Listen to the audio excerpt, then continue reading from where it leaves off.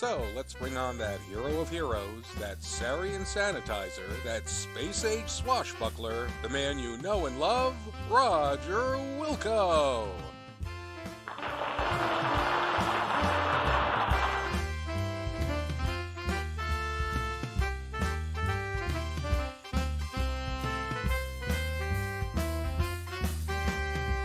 So, Roger Wilco, hero of Xenon, how goes it? Well, I just flew in from Vega 9, and boy are my arms tired. Oh, Roger. So, tell us, how did you manage to defeat all of those nasty Sarians? Those Sarians were a piece of cake. I had no problem cleaning their clocks. Whoever planned to steal the star generator didn't know who they were messing with. Whoa, that's some pretty tough talk there, eh? What do you think, Paul? Yep, pretty tough talk. Don't you worry about retribution, Roger? Revenge? Nah. I hear their leader is a real hoser. Some guy named Overhaul or U-Haul. Something stupid like that. In fact, he's probably cowering in some deep dark cave somewhere.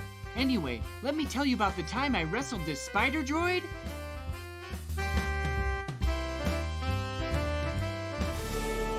How dare this puny, insignificant life form insult my superior intellect?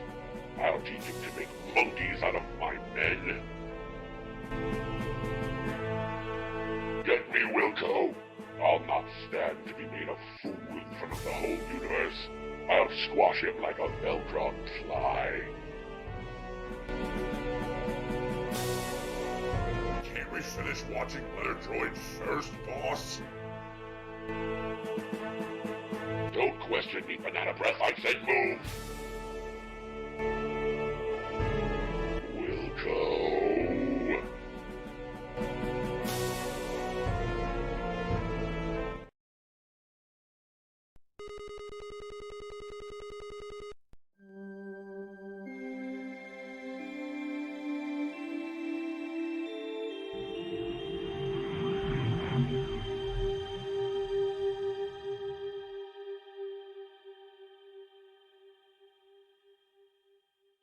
As you will recall in our last chapter, you had just foiled the Sarians' fiendish plot to rule the galaxy by using the star generator as their weapon of destruction. You became a hero by saving countless lives and returning the star generator technology into safe hands. Life was beautiful.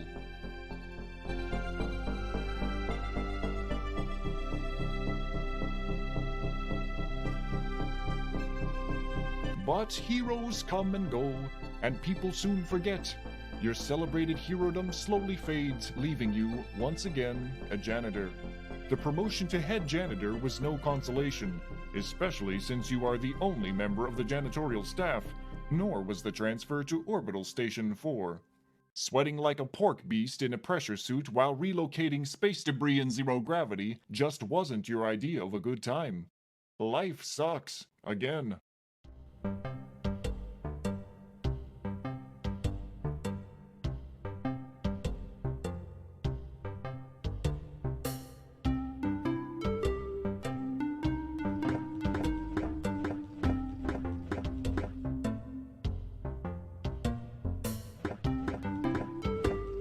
Orbital Station 4 is one of many orbiting Xenon, your home planet. It is a transfer point for travelers seeking transportation to the various planets in the Airnon system. As we begin this chapter of our story, we find you, Roger Wilco, Ace Janitor, doing what you do best.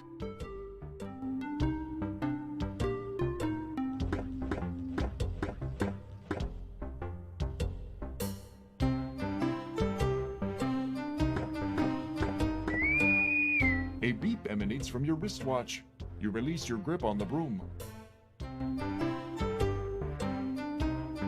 The broom floats away, never to be used again. That makes the third one this week. Wait till your boss finds out. Didn't you learn anything in the last game? You can't expose bear.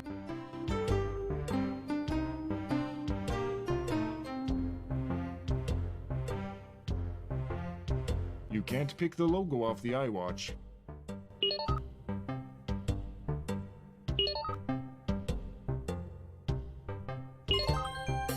Wilco, get in here, on the double. You've got a mess to clean up in the shuttle which just returned. One of the passengers got space sick on the way down. Besides, you should have been done out there an hour ago. Get a move on. With that, the image disappears. It's your trusty iWatch. This model, the Strawberry, has many cool features. They include a communicator, a time and date readout, a calendar, and MP72 player. It also plays any format of pirated movie or holo novel. It also had some great games on it that you played while pretending to work.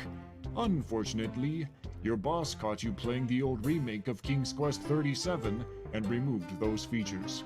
And you were right up to the part where Connor saved King Graham from near death yet again too. It's strange, but press this button to leave the iWatch.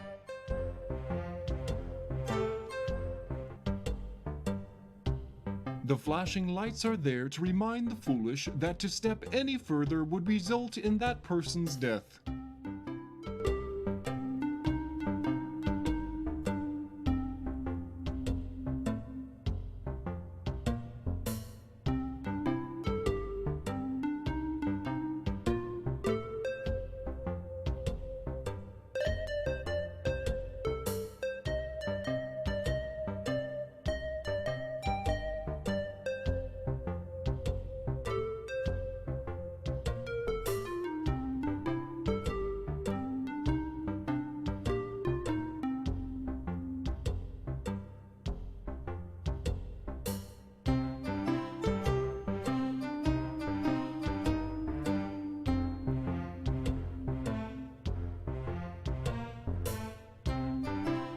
Due to an obvious lack of common sense, you have stepped off the edge, lost your magnetic grip of the ship, and drifted to your death.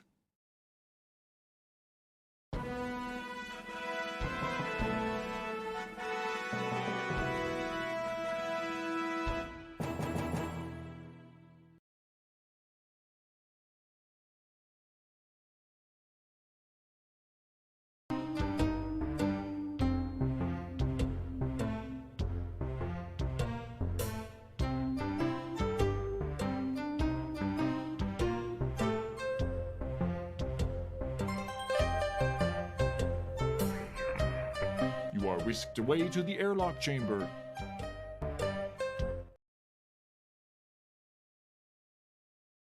Stand by for decontamination.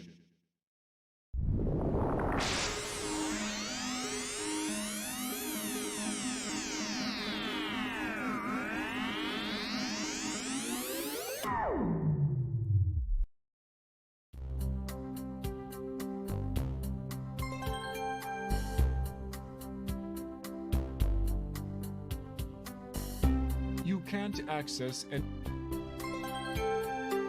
you open the only locker for which you have a combination. Phew! Putrid waves of stench waft forth. You can't recall the last cleaning it received. You bravely peer into the locker to find a Kubik's Rube puzzle and your athletic supporter, which you take.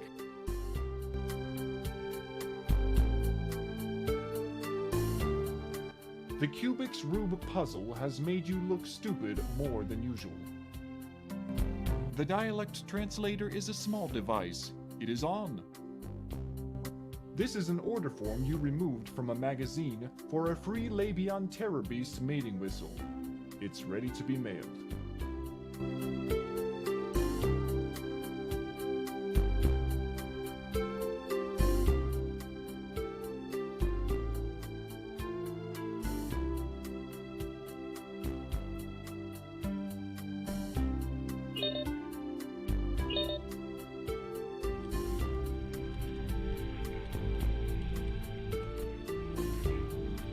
It's about time you got in here, Wilco.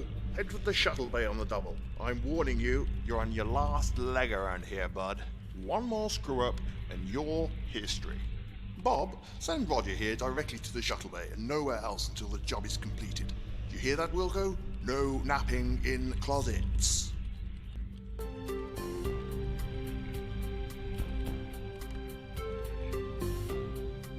These crew people are working hard.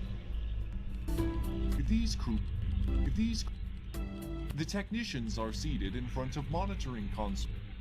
This guy's name is Bob. You owe Bob money.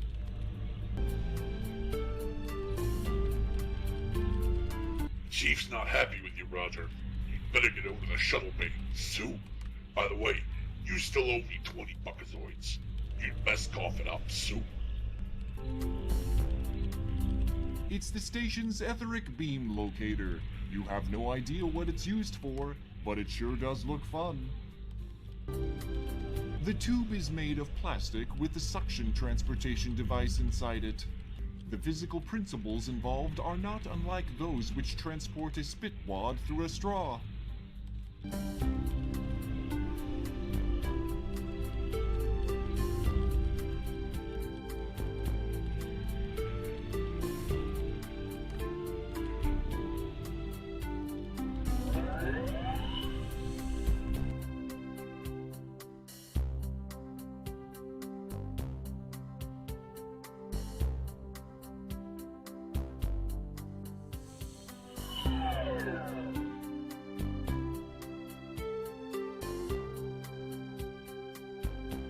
The illustrations have captions underneath them.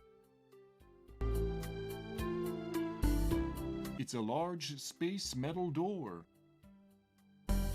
This panel controls the door, the fuel pump, and the ship maintenance diagnostics, while the readout gives you feedback on what you're doing.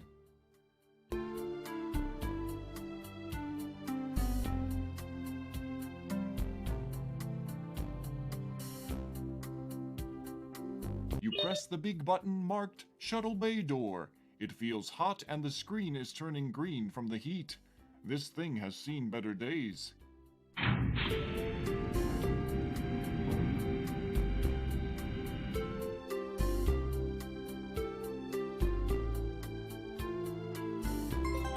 enter the shuttle and start sniffing around for the mess you must clean. You are surprised to find that the shuttle is not empty. There are two extremely ugly suckers walking toward you. Hey, what the? Your favorite expletive here.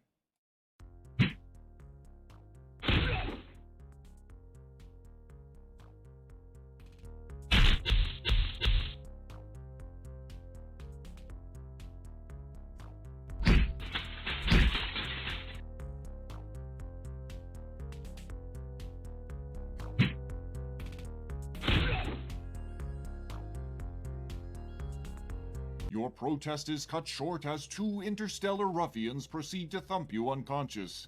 Everything fades.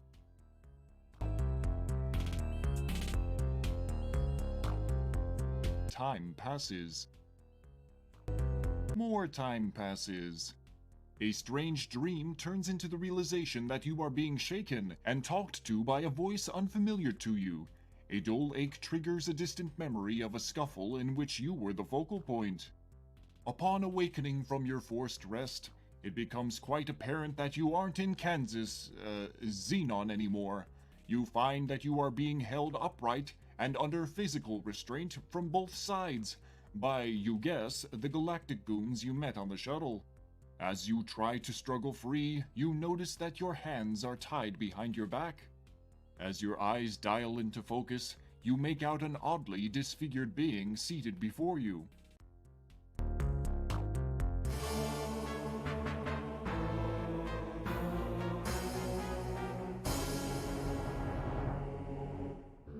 He is a sagging mass of flesh that appears to have been human at one time. Tubes and wires extend from his body, leading to machines which keep him alive. Well, well, did we have a nice nap? I thought we would have to resort to drastic measures to wake you. Oh well. Welcome to my humble fortress, Roger Wilco. The name's Vohall. Sludge Vohall. I was the genius behind the star generator when it was in its concept stages.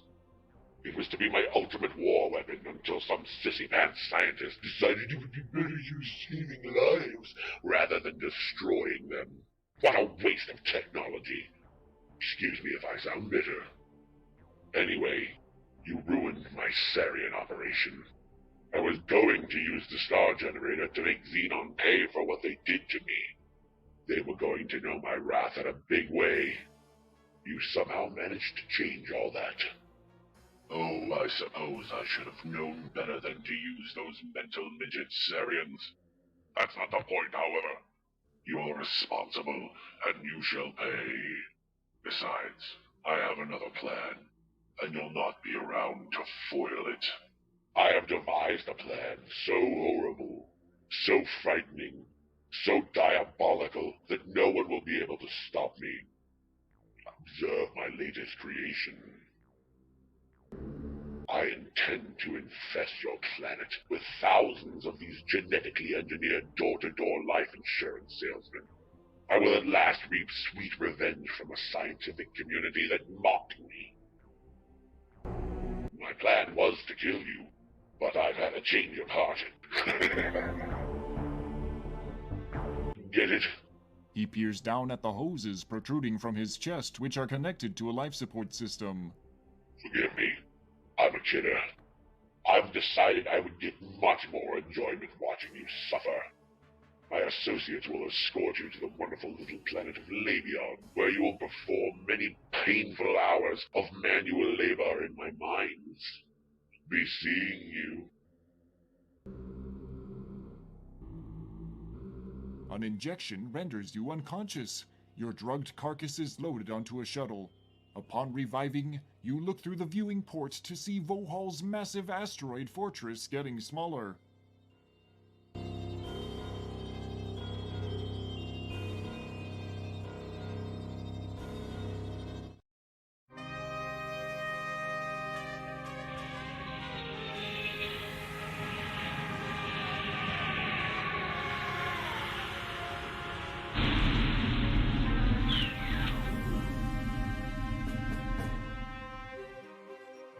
After touching down on a giant landing platform, you are ushered to a hovercraft waiting to transport you to the mining site. Utter despair sets in.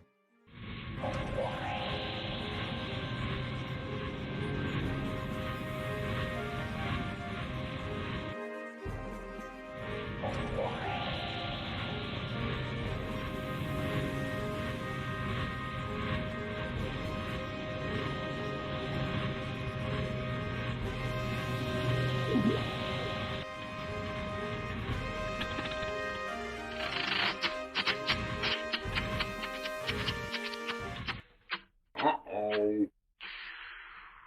Oh, great. Now I suppose we're out of fuel. Way to go, dwarf breath. Don't blame me. It was your turn to fill up. You're always forgetting to do it. Wait till the master finds out. You're in big trouble. Hey, don't talk to me that way, you slime bucket. I filled it last time, dipshit. The argument between the two guards is cut short as gravity reasserts itself.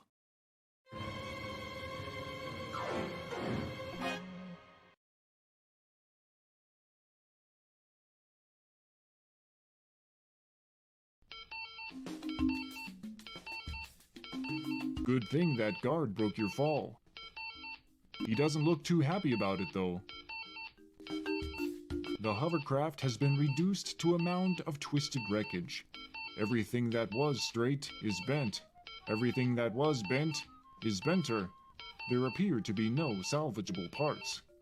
You hear a high-pitched beeping sound coming from somewhere inside the wreckage. You didn't notice it during the flight. It must have come on as a result of the crash. You carefully remove the piece. Doing so causes the high-pitched beeping to stop. For some reason, I got this sense of doom right before taking that. What was that?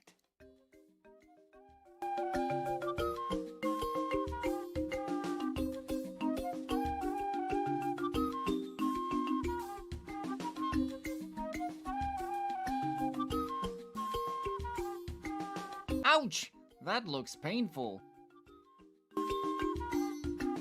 The guard appears to be less thick than you remember him. Many of his formerly contained body fluids seem to be at large. You search the grotesque body and find a small, thin, magnetic card. It looks like a key card. You seem to recall seeing one somewhere in the past.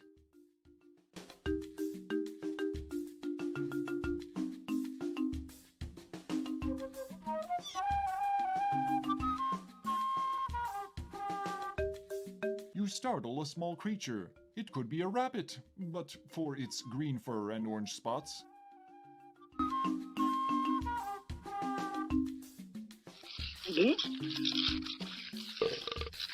Holy jeez, boy. That mushroom thing sucked you clean up. You can't move a muscle nor see a speck of light. You begin feeling waves of tingling warmth and moisture. Suddenly, it's not so bad in here. Wow, check out the colors, dude. Your body and mind enjoyed the short-lived buzz that is a side effect of the lethal poison you now marinate in. You are oblivious to the end. Not a bad way to go, actually. But it sure is early in the game. I had high hopes for you. They said, who? Roger Wilco? Not a chance. That chump won't last 20 minutes. I said, no way. Roger isn't that lame. So anyway, don't make me look stupid too.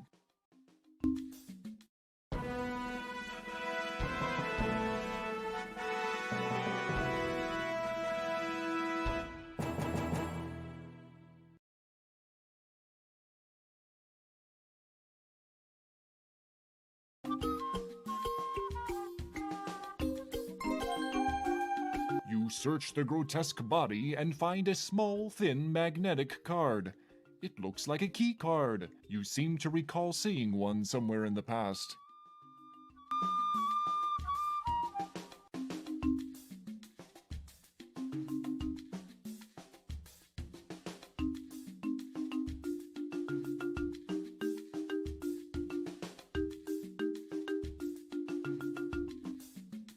You... Suddenly...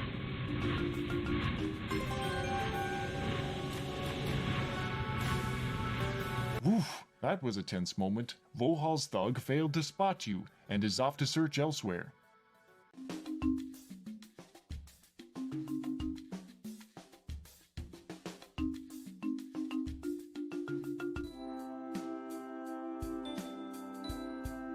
The little creature caught in the snare has thick-looking pinkish skin. He looks to be less than a meter tall. He doesn't seem too thrilled with this predicament. You quickly untie the little guy.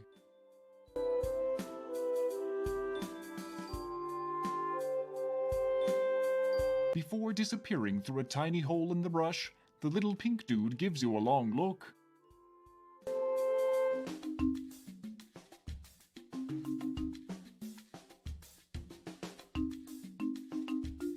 The foliage here... The foliage...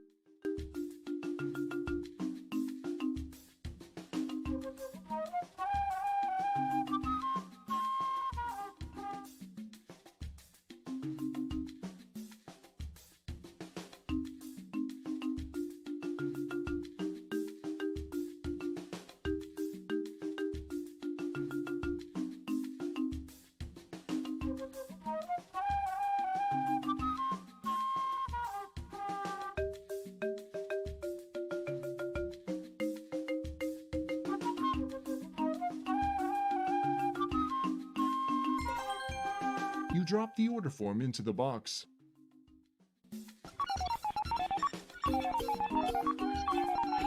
The mailbox hums and buzzes for a while. Then an object of some sort drops into the tray at the base of the box. The machine goes silent. The tray, which is actually a small indentation in the lower part of the machine, is currently bearing what looks to be a whistle. You take the whistle, obviously.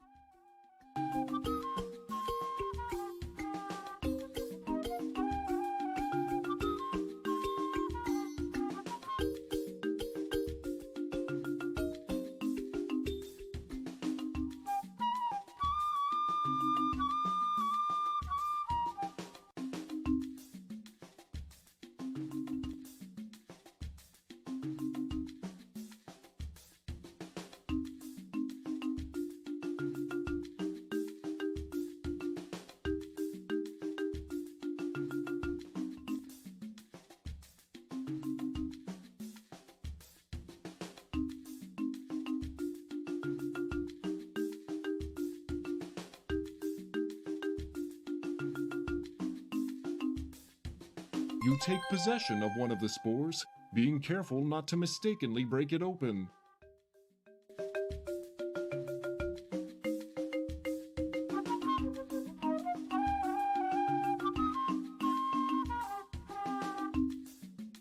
Do you really? You seem to have kicked one.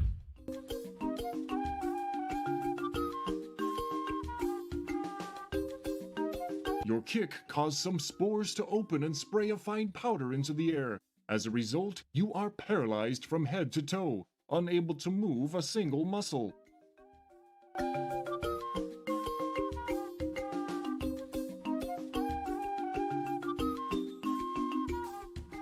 Fortunately, the paralysis wears off and you seem to be back to normal.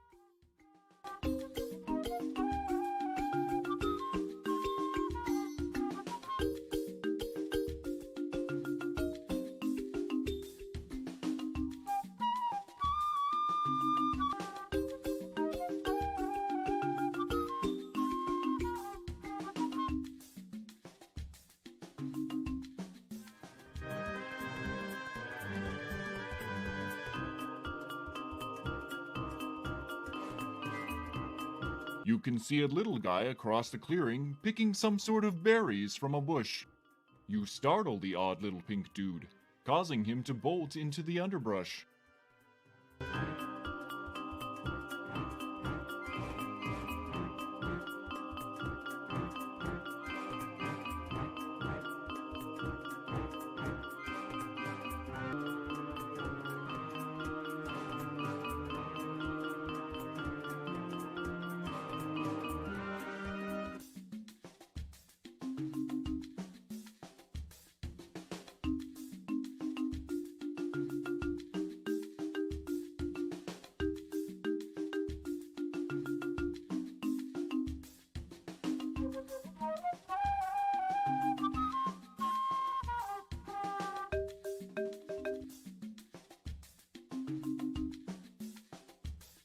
Ah! You fall to the bottom of a concealed pit. You might have survived the fall had you not come into contact with the several 30-centimeter long spikes planted vertically along the bottom of the pit.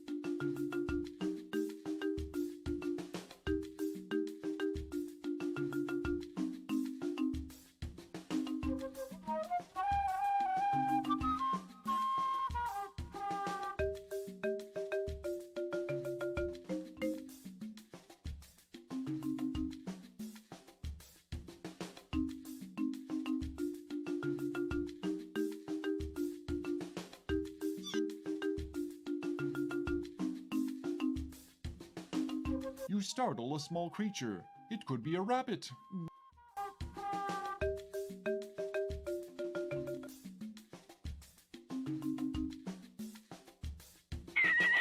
The startled bunny has fallen into the formerly concealed pit. You peer into the hole and see the formerly alive bunny, now a mangled corpse, on the end of some large sharpened sticks.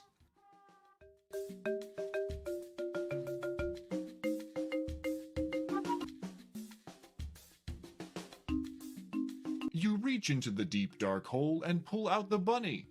How the hell did you do that? That hole is obviously longer than your arm. I guess realism isn't a concern here in the future.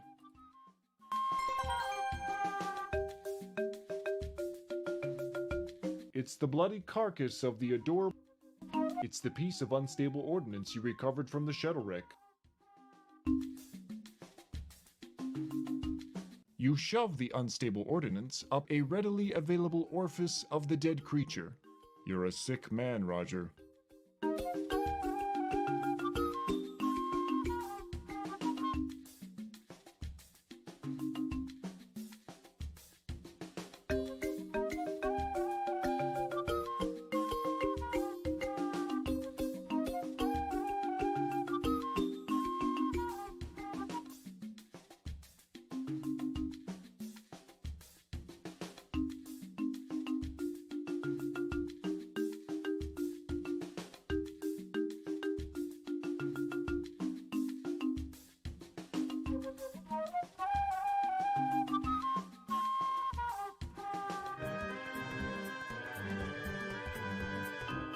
This looks like the brains of the operation.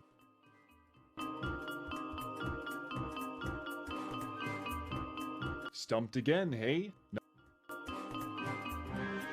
You place the rabbit carcass on the sticky vine plant.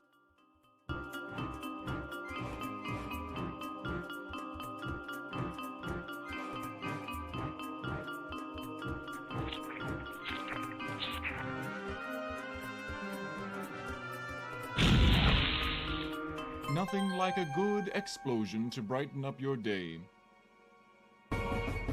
And you thought you'd have to navigate the maze like vines.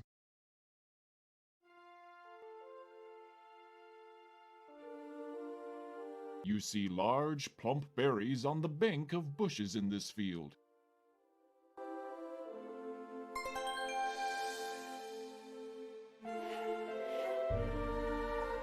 You snag some of the odoriferous red berries.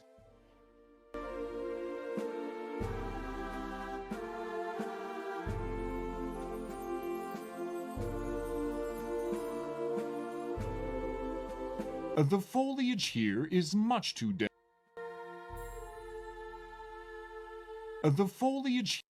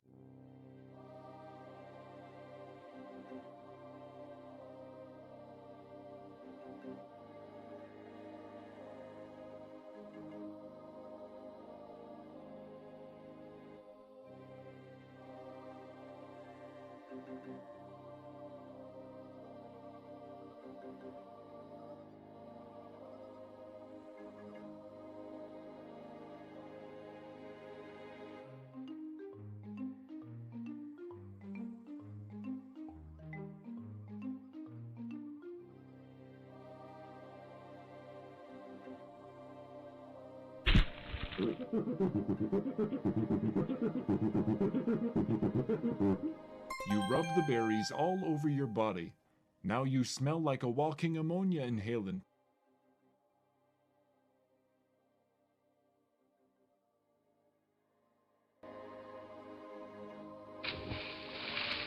Yuck.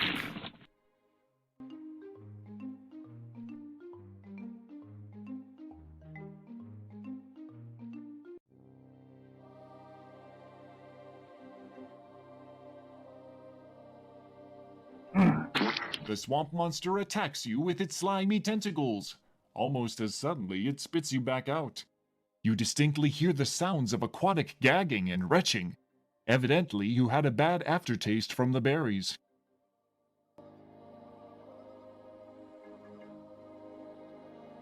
You have stepped into a deeper area.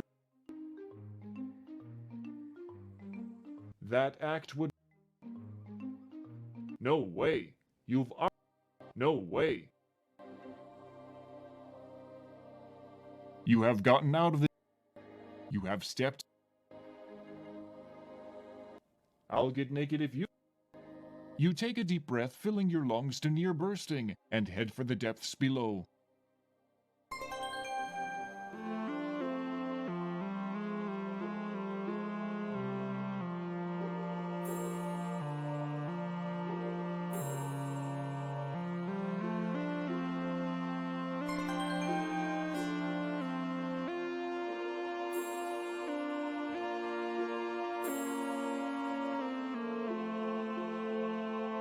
You take the glowing gem.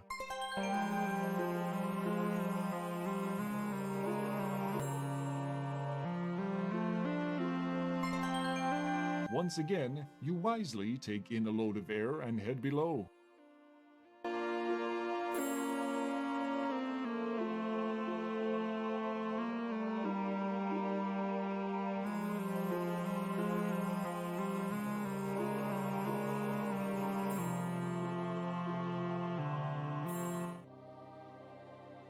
You have gotten out of the deep spot and are back on your soggy feet.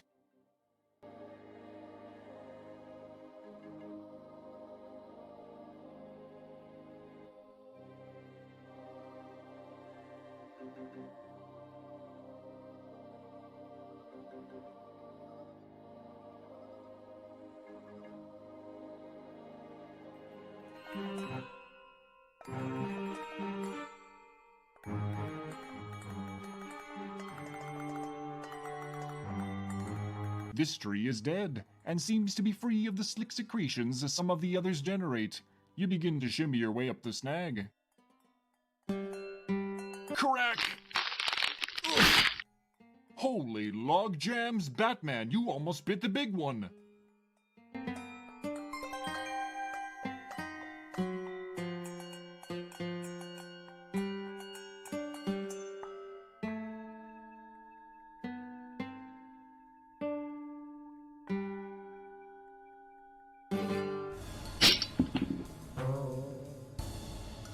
Yikes, you have been snared.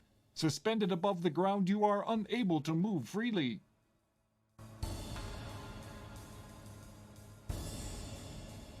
After a while, the cerebral fireworks begin. Capillaries begin to burst under the strain. You pass out.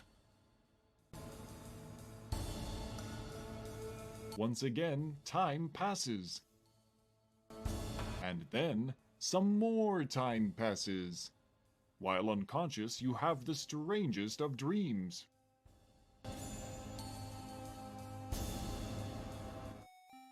You hallucinate that your name is Larry. You are wearing something known as a leisure suit, apparently made of fully synthetic materials and proven to generate large amounts of static electricity.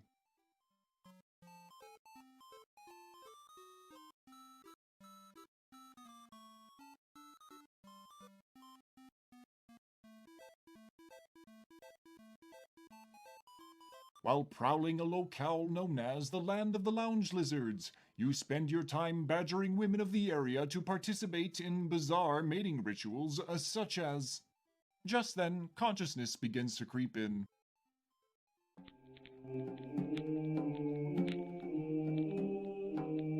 Your head begins to clear and you realize that you have been imprisoned. Your captor appears to be that large oaf sitting near the fire. These creatures are genetically bred, rigorously trained to subdue the most threatening creatures in the universe, and he has captured you. He looks a little embarrassed about it.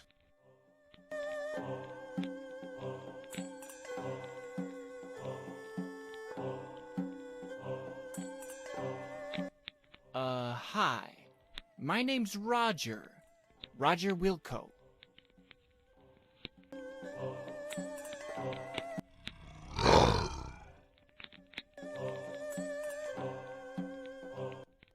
There's, obviously been some mistake here. Can you let me out of this cage?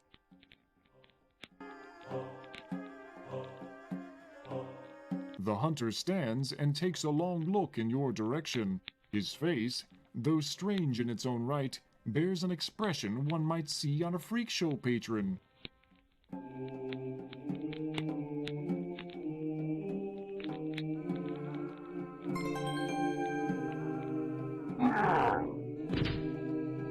Upon impact with the ground, the spore opens and spews its dust into the air.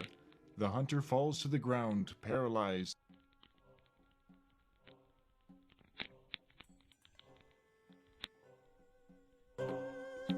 The unconscious body seems to be riddled with tiny parasites. You reach through the bars and take possession of the key.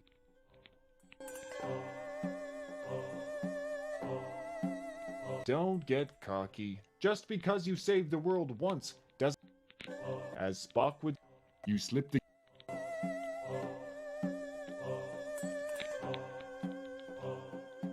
You grab the rope.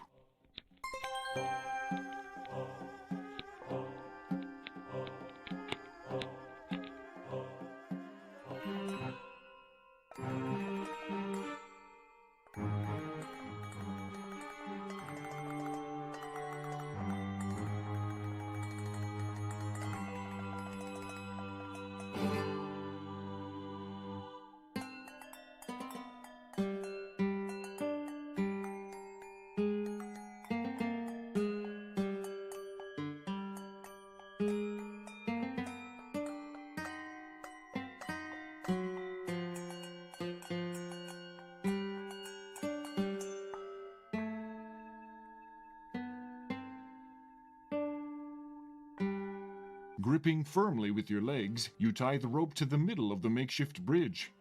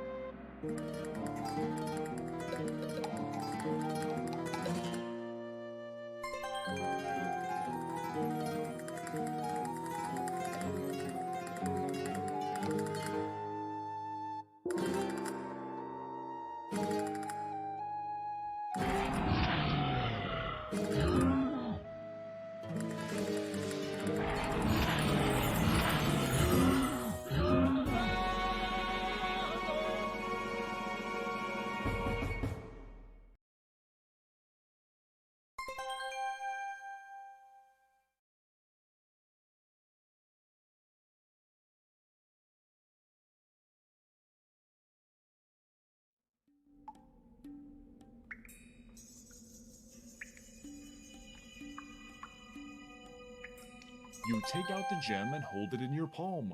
The room is illuminated by its glow. You hear a small shriek and the sound of many footsteps moving away from you.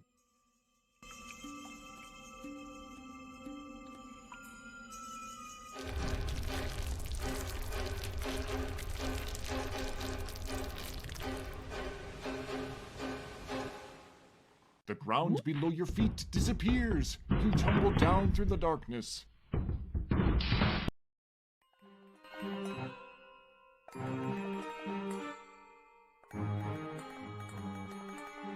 That was a rather spectacular entrance. All systems seem to be intact, though.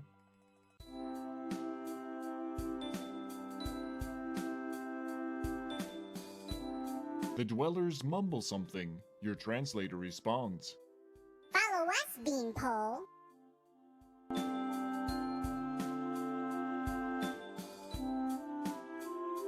Got it.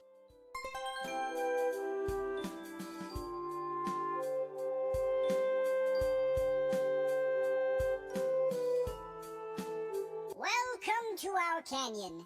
You look to be from out of town. On behalf of all of us, I would like to thank you for saving our compadre from the hunters. You are welcome to stay in the canyon as long as you like. When you are ready to leave, simply say the word and my assistants will show you the only way out for a being of your size. When you leave, however, we must seal the exit behind you for our own protection. Goodbye, and good luck.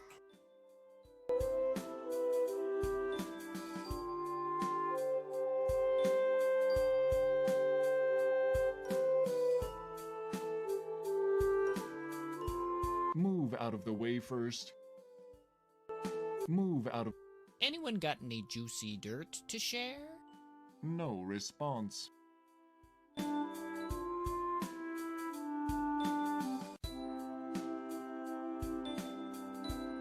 The small pink dude is standing by the large rock. Don't touch him. It's too locked. The rock don't walk. Move out of the way first. Now, what was that word? Gameplay note. You'll need to type the password into the translator. Enter will close the translator.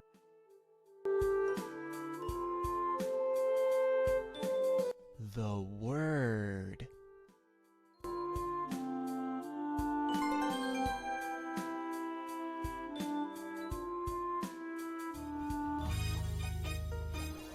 You realize that the little pink dudes weren't kidding around. It's very dark and cramped in here.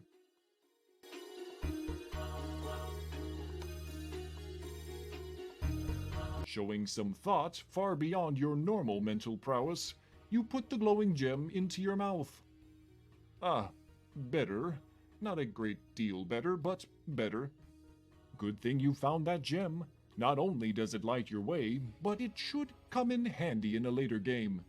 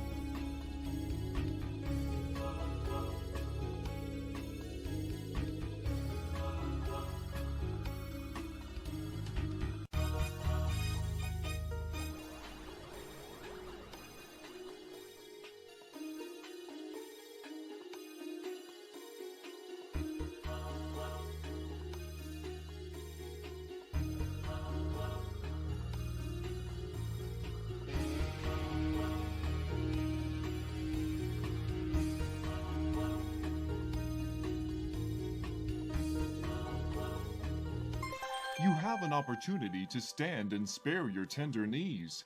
The crystal clear water gives off a gentle glow. In abundance, it is able to light the room. You take the glowing gem from between your aching jaws. You notice it is overly moist as you slip it into your pocket. Beautiful subterranean waterfalls and cascades drop before you. The luminous liquid churns at the base before flowing downstream.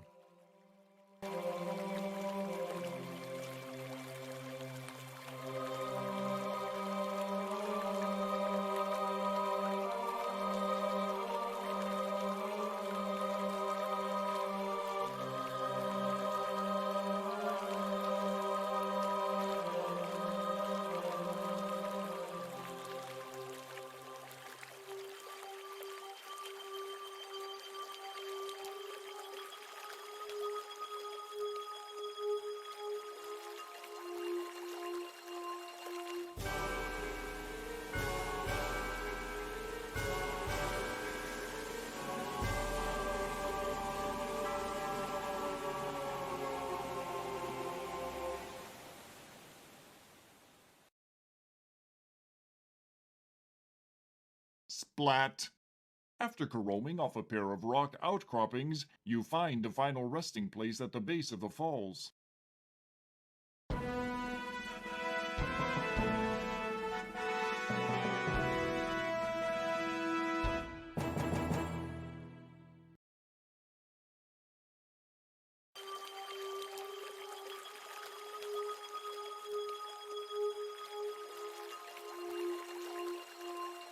As you enter another of the mysterious subterranean chambers, you realize that the water is now racing toward a giant whirlpool in the middle of the area.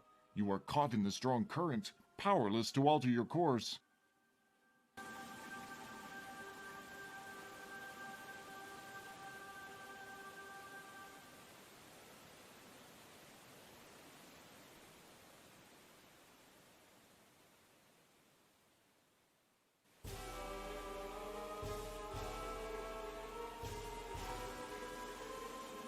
Your body is sucked down until finally you are able to resist no more and must yield to the overwhelming force.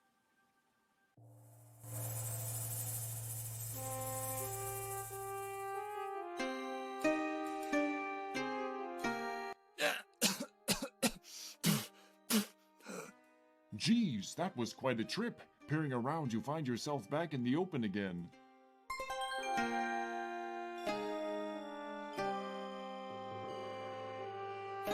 Other rocks in view include some large, square boulders. They are unusual looking, but not significant. This is an intestinal distress goyle. They're like gargoyles, except they go through a lot more Pepto-Bismol.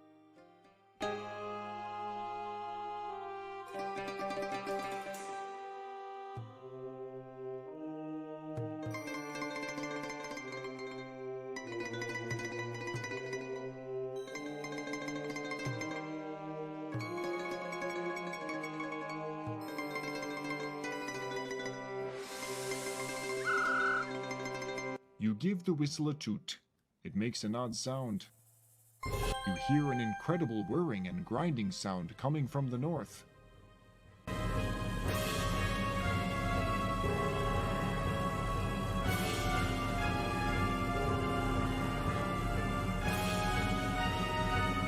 Suddenly, a Labian terror beast buzzes into the room like a tornado.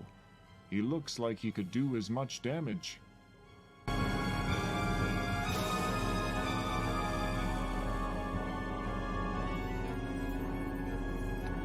You chuck the Kubik's Rube puzzle over to the beast.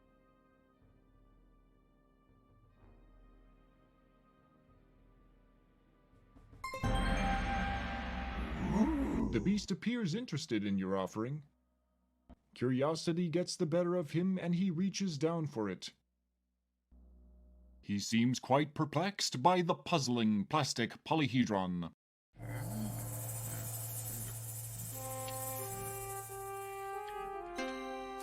You pick up a small rock generated during the Terror Beast's grand entrance.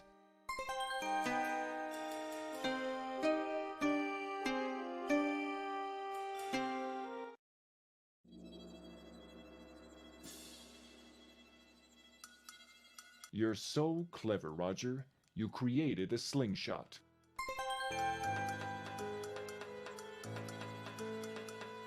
As Data would say, that does not compute.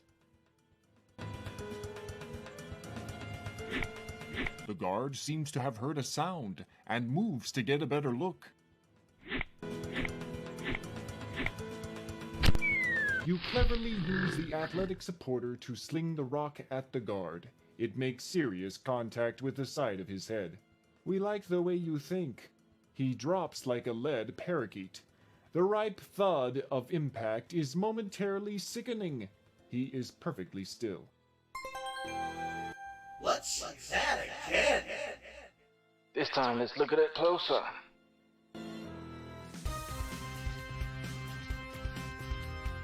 Hold it there. I want to see the rock hit the guard. Let's do it then, in super slow-mo.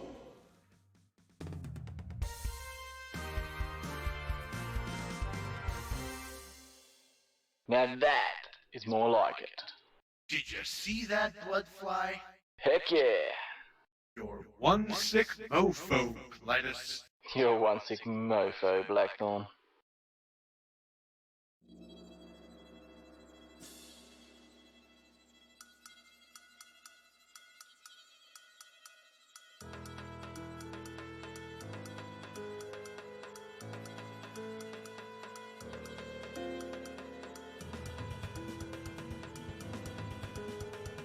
You slide the keycard into the slot, then remove it. As soon as the elevator door closes behind you, the platform on which you rest begins to rise.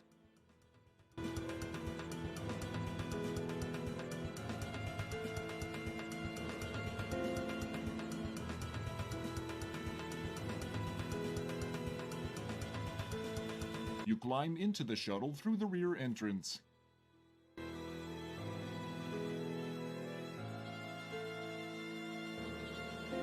Everything looks automatic. The panel is loaded with clusters of system status indicators.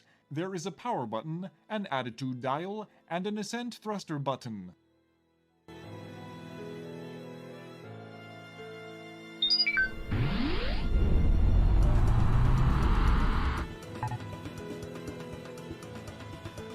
The shuttle begins to vibrate as the ascent thrusters ignite.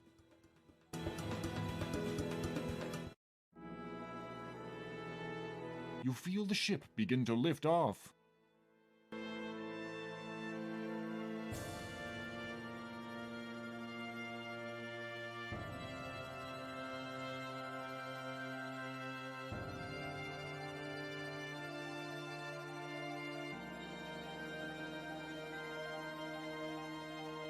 You're off the planet! Good work, Roger! A tone sounds. A soft, synthesized voice notes that adequate altitude has been achieved. Ascent thrusters are now ineffective. The screens are suddenly splashed with the incredible, horrible image of Sludge Vohal.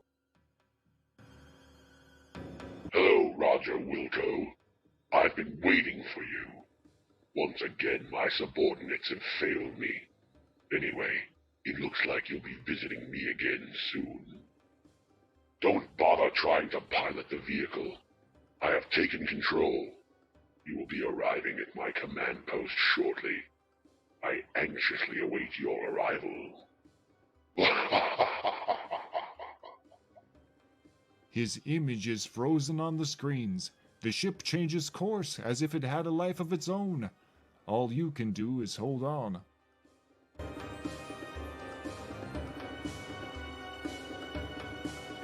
These screens are for external communication and playing asteroids.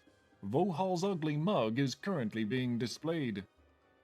Through the window, you see your apparent destination, Vohal's asteroid.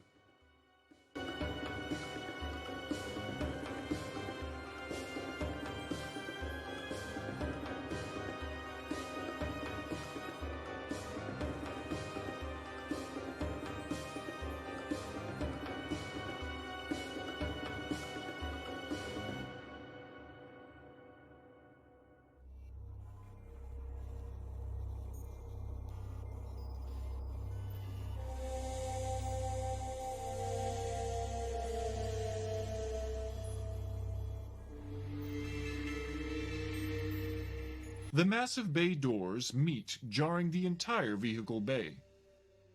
As you step down, the shuttle door slams shut behind you.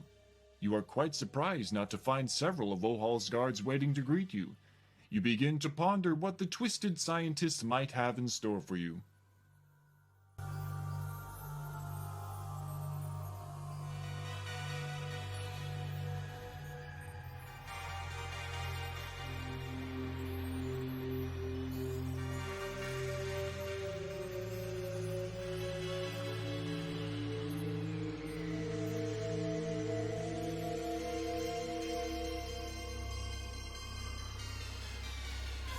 You just need to walk.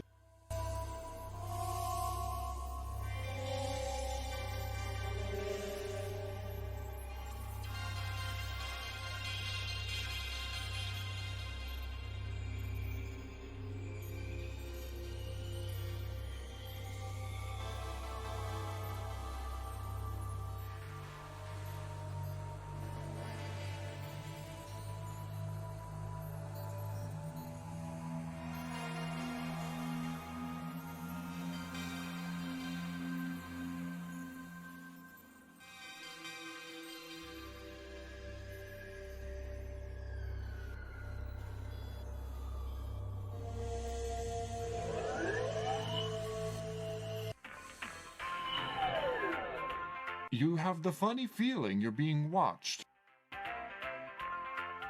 The various doors here all look the same, from the ones on the upper level, which lead into various other parts of the ship, to the one on the lower deck that takes you into the hallway. This keypad looks to be a means with which to enter a code, with which to activate a mechanism, with which to open the door. Which is which? This door takes you into the holographic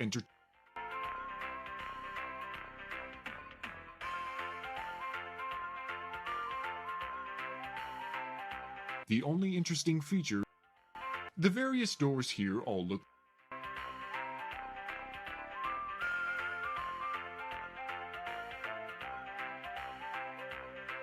This door is locked. This door is locked.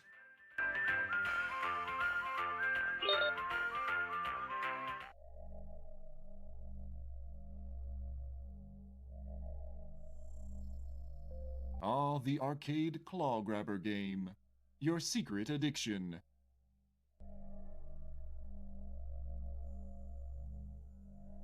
This stand-up unit seems to be some kind of device that displays games entirely on video. Retro doesn't begin to describe how old this game is. Your skills at this game are of some renown. It's only self-renown, but that's good enough for you. Unfortunately, this particular machine doesn't work. You notice the coin slot has a screwdriver jammed in it. I guess this means you don't have to pay to play. Awesome!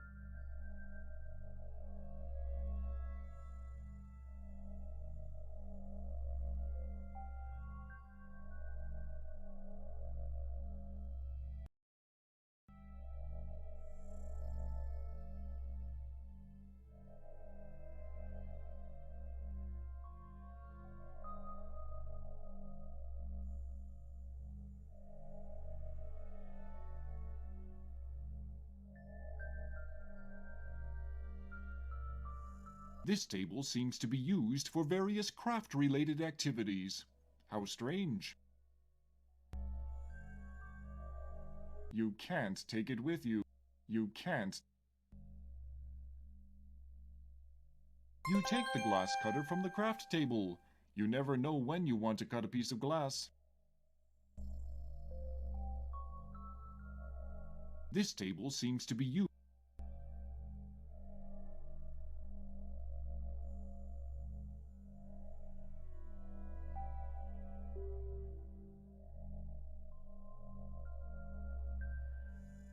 You start pressing buttons until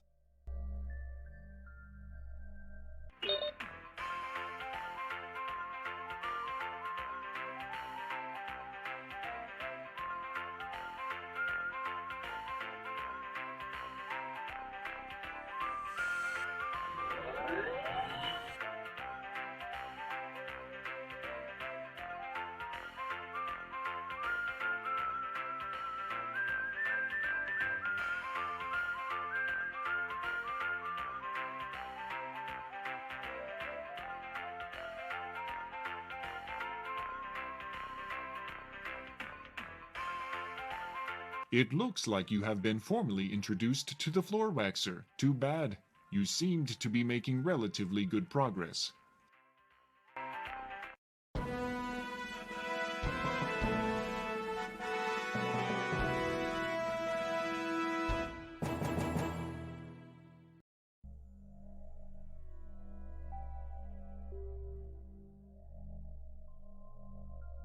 You take the glass cutter from the craft table.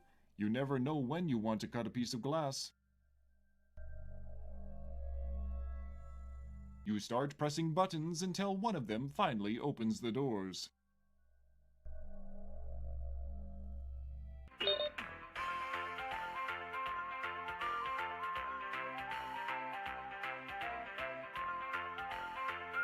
You can't do anything on the bottom floor while you're on the top floor.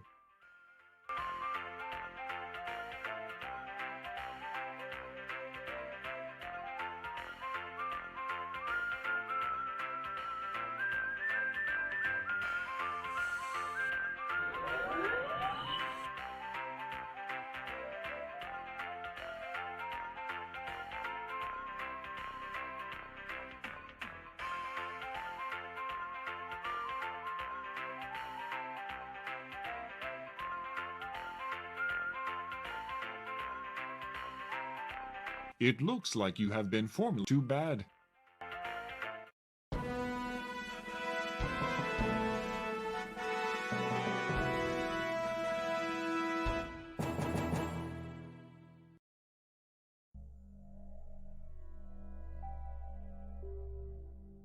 You take the glass. You start pressing buttons until one of them finally opens the doors.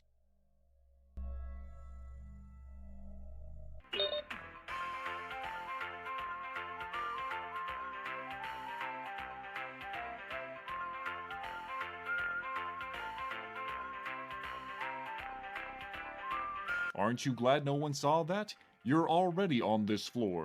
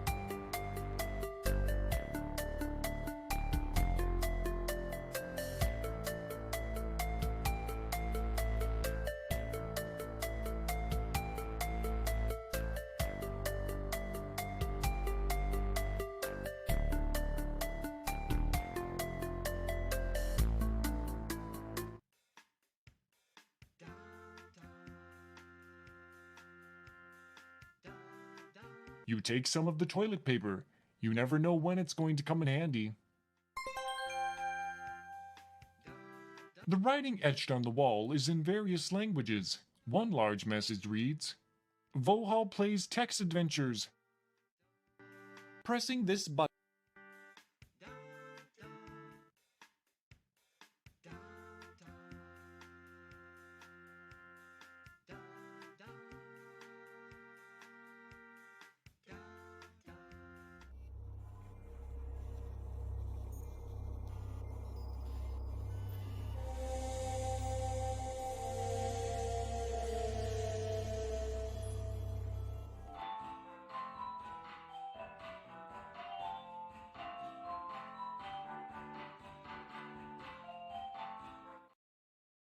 And you're listening to WMBR Radio.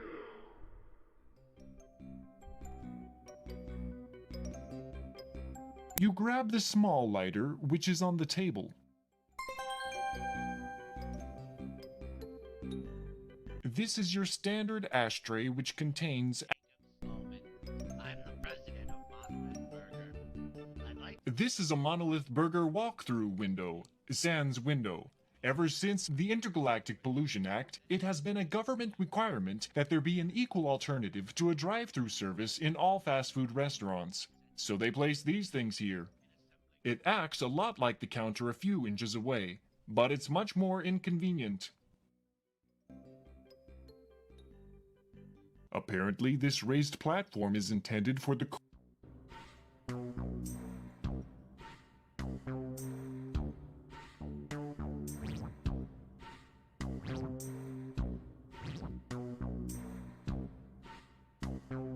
Hi there, robot. Can you help me?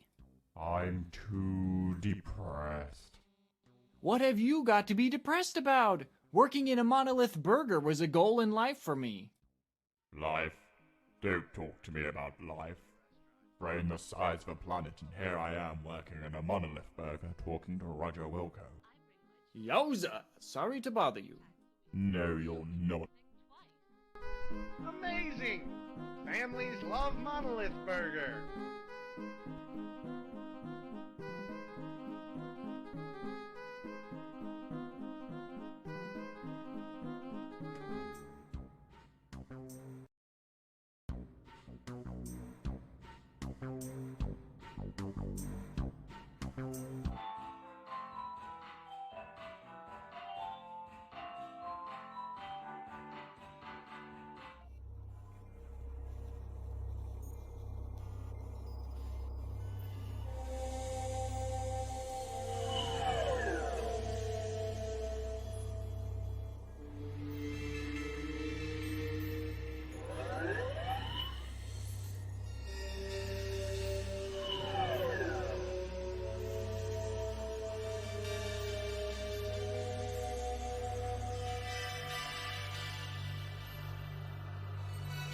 There is a card sitting on the desk.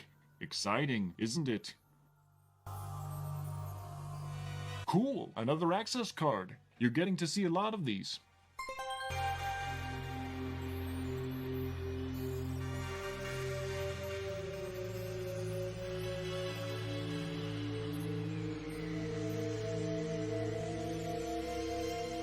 It's a force field. It's there to stop the bad guys getting out.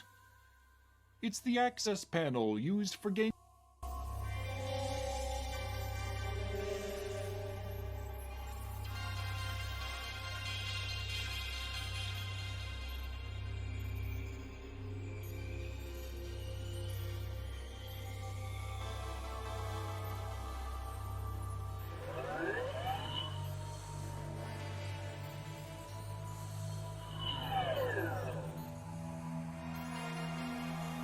Living it up while I'm going down.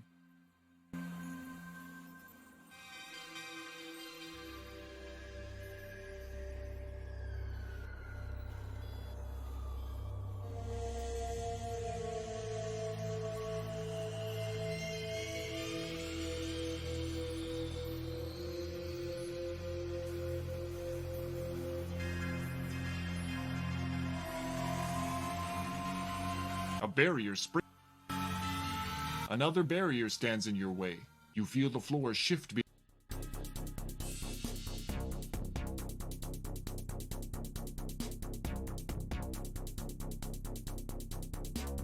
Imagine, if you will, taking a bath in sulfuric acid and using pumice for a washcloth. After that bit of displeasure passes, it gets much worse, as the acid slowly eats its way to the last critical organs. Finally, merciful death takes you.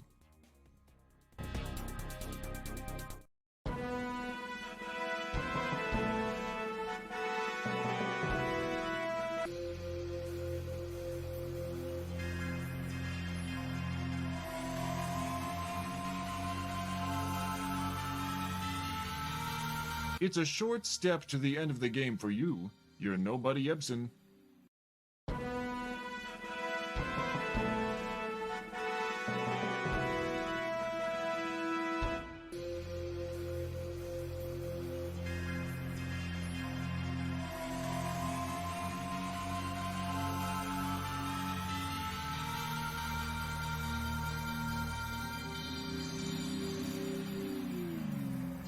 Aren't you glad no one saw that?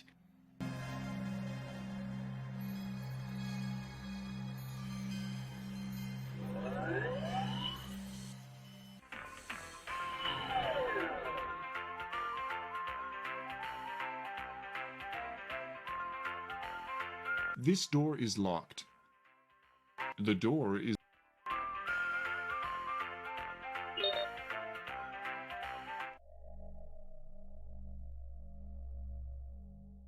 You can't take it with you. You can't. You can't. You can't. You start pressing.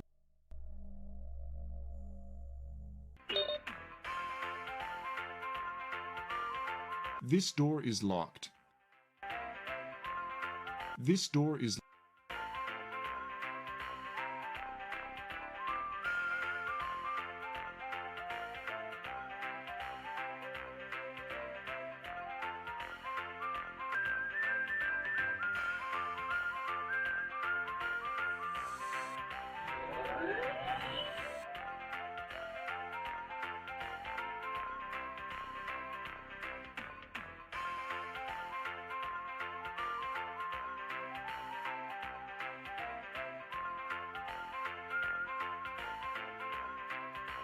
It looks like you have been formally introduced. Too bad.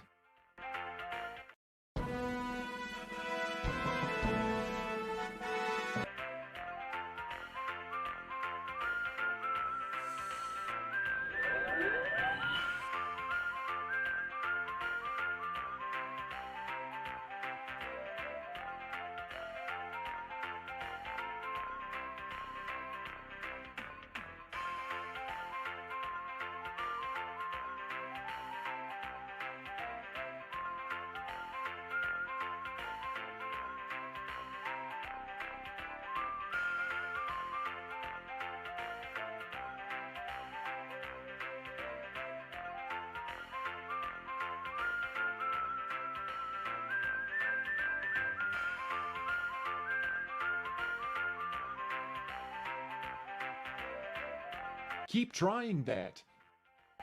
As Data would... Don't get it. I can tell you're stumped.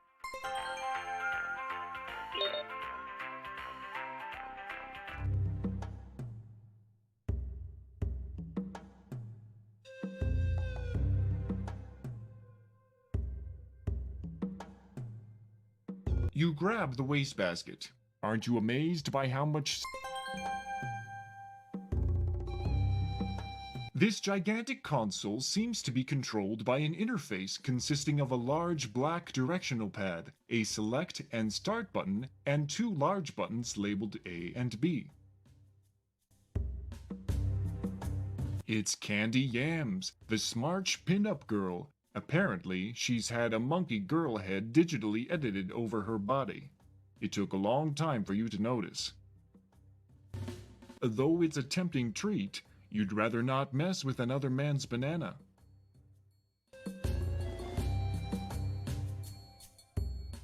This blue locker is likely a receptacle for personally. It won't open. The mechanism must be fingerprint sensitive.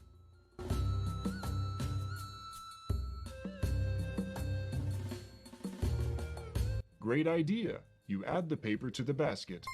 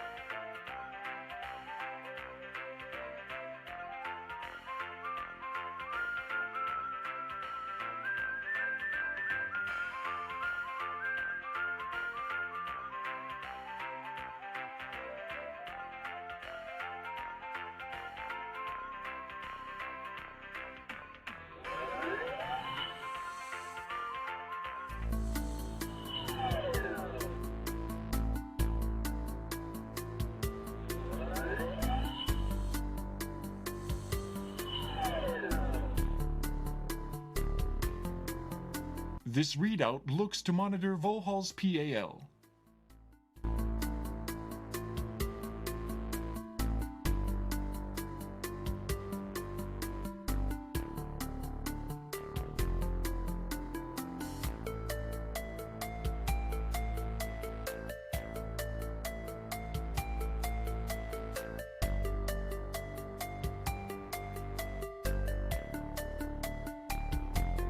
Dear Lord, this man has a PAL designed for a super capital ship. This control panel is used to access.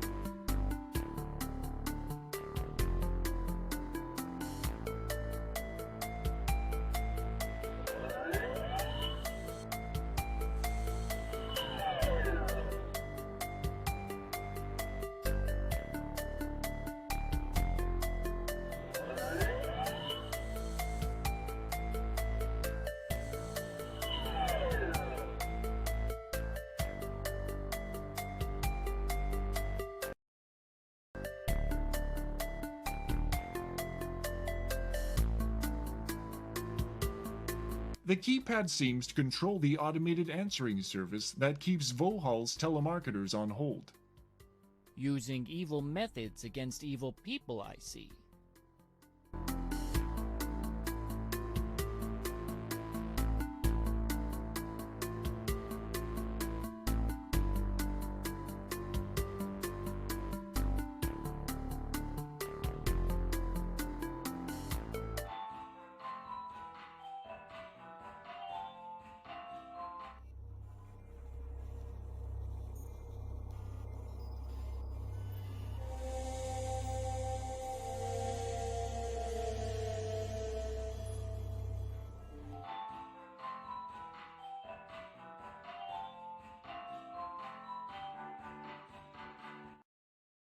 And you're listening to WMBR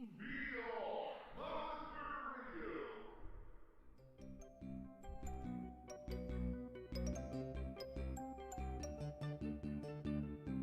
You push the service button, but no one waits on you.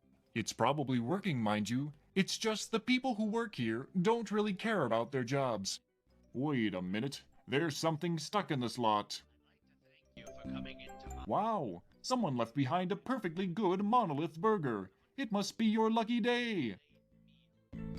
Here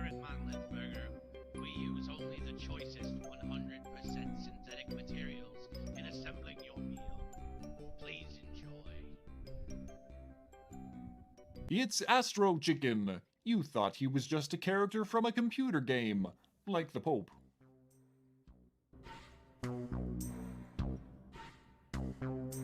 It's a weird, purple-looking alien. It's your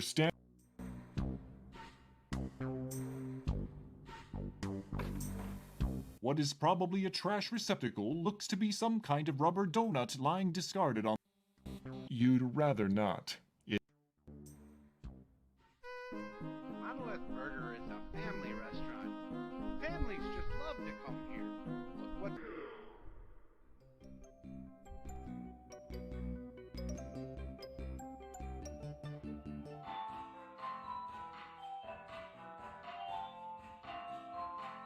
It's a monolith burger.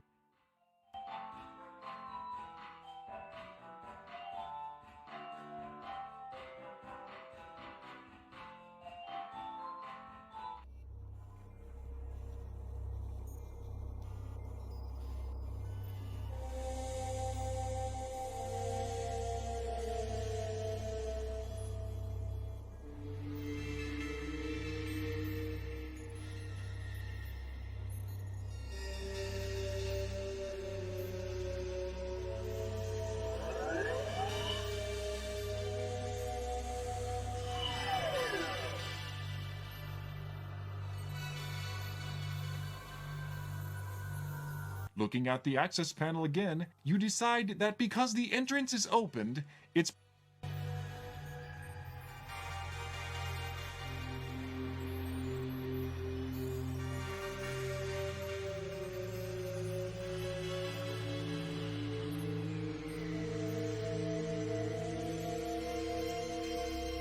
Aha! You know a janitorial closet when you smell one. Almost at once, you sense an emptiness, a melancholy longing. You begin to feel homesick. It's quite dark in here.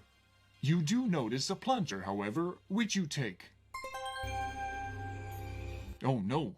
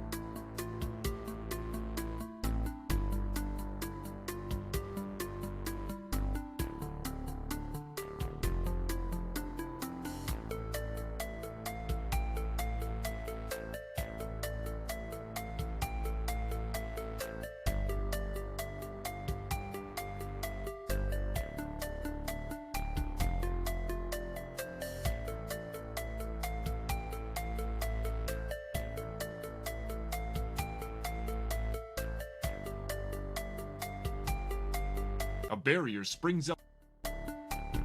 Another barrier stands in your way. You feel the floor shift below you. It's moving to the left.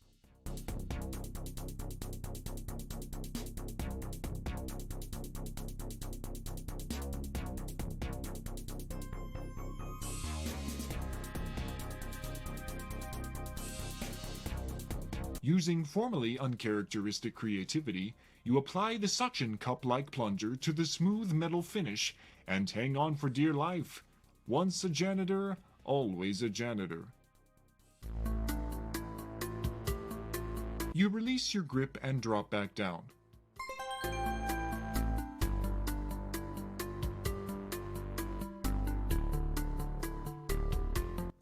It does. You look for a good place to put your basket down.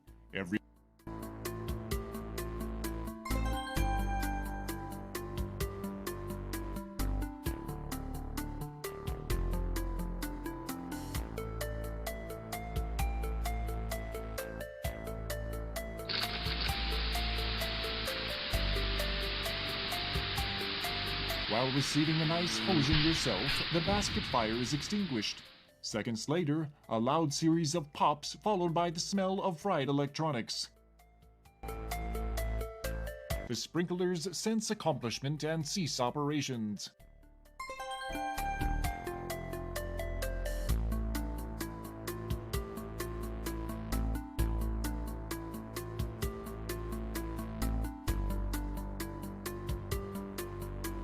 The huge metal menace is specifically designed to secure a given area. When not busy, it is plugged into the wall recharging.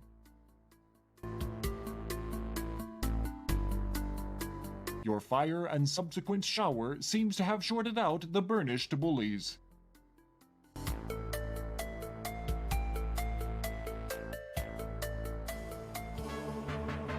You have just entered Vohal's secret chamber. The evil one himself is seated before a large console high on a platform in the center of the room.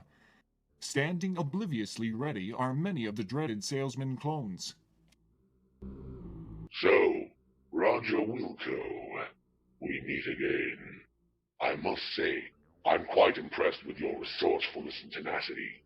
I'd love to chat, but I'm busy preparing the last of my salesman clones for their trip to Xenon. Feel free to stick around and observe the downfall of your civilization.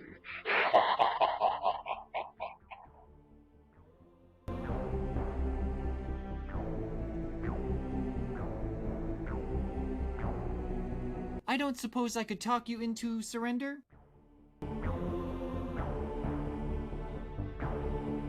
Going somewhere?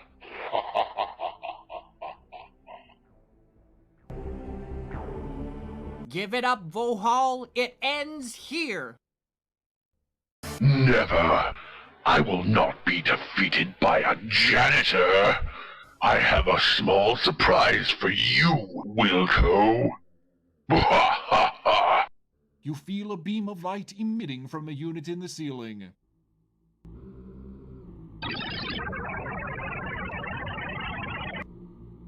In a matter of seconds, you are broken down into microparticles and extracted from the air.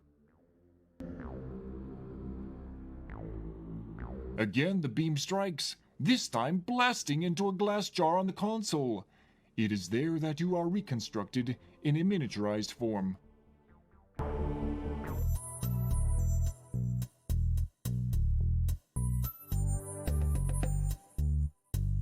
Well, I'll be darned. My miniaturization beam does work.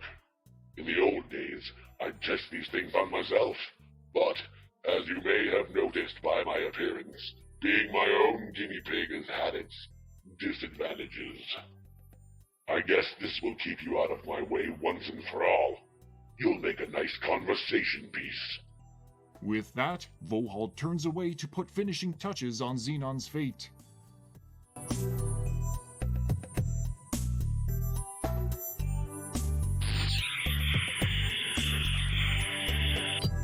The newly cut pane of glass falls to the counter.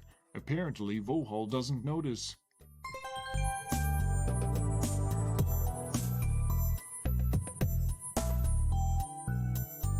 You wiggle your slim carcass through the vent.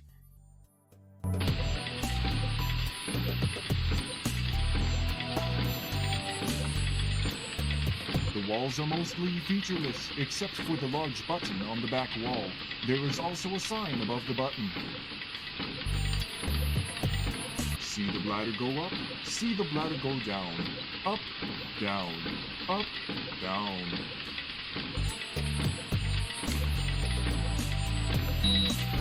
Way to go, Roger! You've just disconnected Vohal's life support system. He's a goner without it.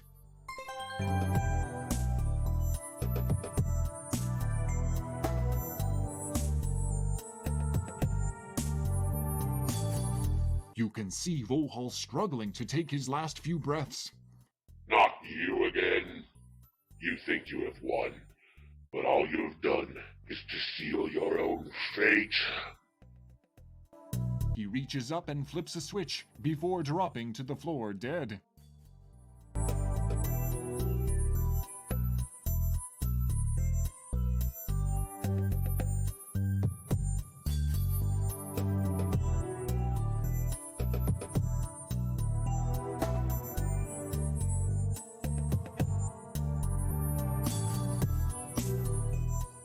type the action you would like to perform, press Enter when finished.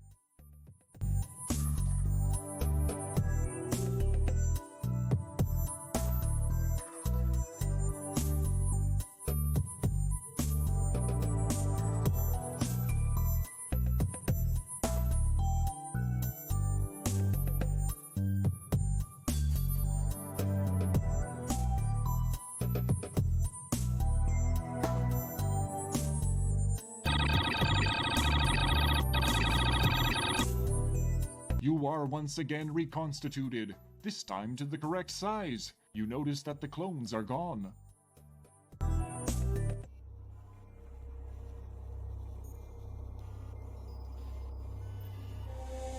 Vohal's dead, hulking slab of flesh is loosely arranged at the base of the chair. An examination of his repulsively turgid fabric-encased mass reveals nothing other than the tubes which supplied him oxygen. You do notice the letters SHSR written in pen on the back of his left hand. There's a lot of information on the screen. Oh no! The asteroid is in a decaying orbit, and the insurance salesmen are about to be launched. Maybe the letters from Vohal's hand will help. You type in the code SHSR. It worked! The launch of the salesman has been aborted. Thank you for pushing the self-destruct mechanism. This ship will self-destruct in exactly 5 minutes.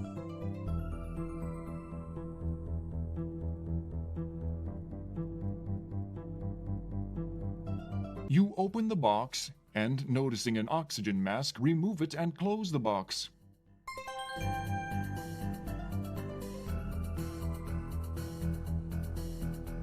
Keep trying that. If you keep at it, then we might get Roger to start.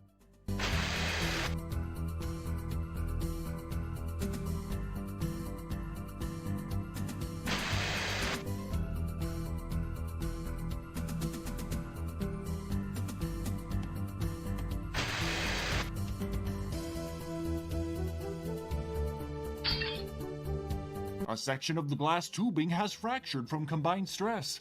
The pressurized atmosphere rushes for the relative vacuum of space. Fortunately, wearing the mask protects you from suffocation. No longer needing the mask, you remove it and stow it for later use.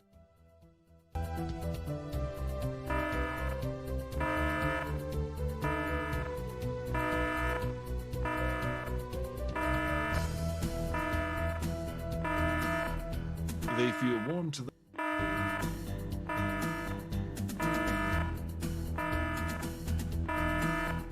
Self-destruct will commence in 4 minutes.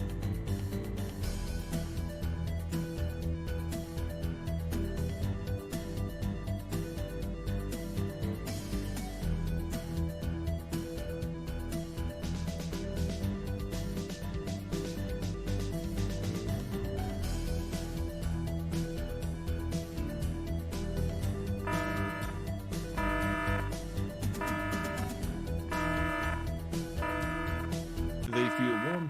The walls feel.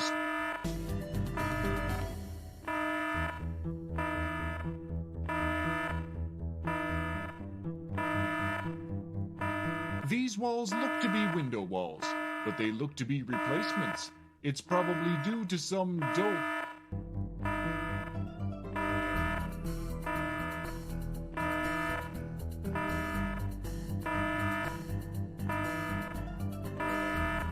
Through these hatches, you see shuttle pods of some kind.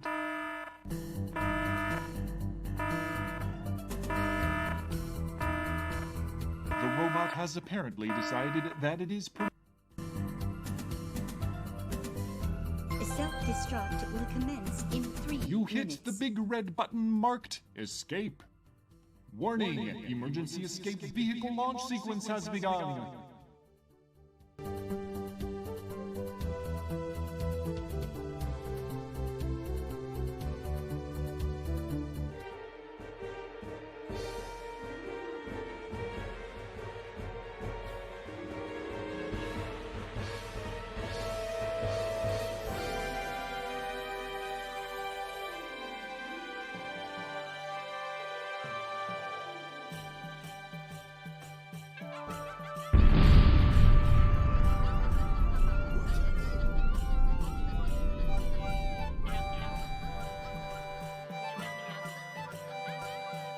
Phew!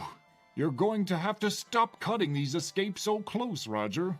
Well, you must feel pretty good right now. You've stopped Vohal from carrying out his threat of salesman infestation, ultimately destroying the twisted scientist himself. You also managed to save your own skin. And just look at that score. Pretty darned impressive. Suddenly, a warning signal draws your attention to the front oxygen meter. It reads low and dropping fast. This is just great. You knew it was too good to be true. You have maybe 5 minutes of air left. Well, Roger, it was nice knowing you. You slide down the plexiglass cover. You make the split-second decision to enter the sleep chamber. It seals automatically. Soon you are overcome by a pleasant drowsiness. This is certainly better than suffocating. You begin to drift away into a deep sleep. With the satisfaction you have accomplished your task. You've come through in the clutch and you deserve a nice long rest. Now, if someone would just pick you up somewhere along the way.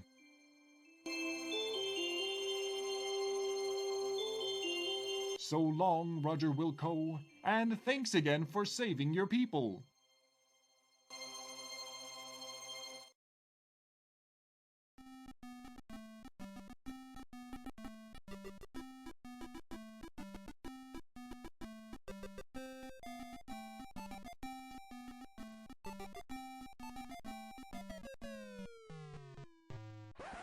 One, two, three, four.